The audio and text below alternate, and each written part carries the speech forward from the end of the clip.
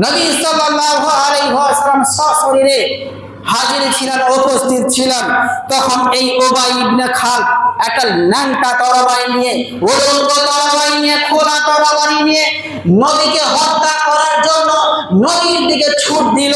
নবী সাল্লাল্লাহু আলাইহি ওয়াসাল্লাম তখন উবাই ইবনে খালদের তরবারি আঘাত থেকে বাঁচার জন্য, আত্মরক্ষার জন্য তিনি একটা বর্শা নিলেন। বর্শা নিয়ে উবাই ইবনে খালদের দিকে নিক্ষেপ করে দিলেন। ওই বর্শার আঘাতে উবাই ইবনে খালদ ছটফট ছটফট করতে লাগলো, কাতরাতে লাগলো।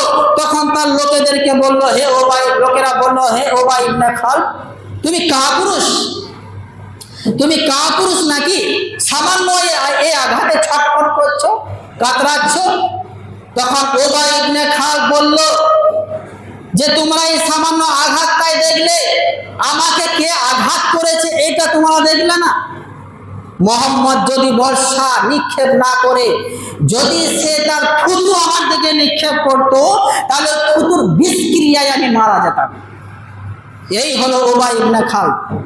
আর এর সাথে বেনামাজির হাসর হবে।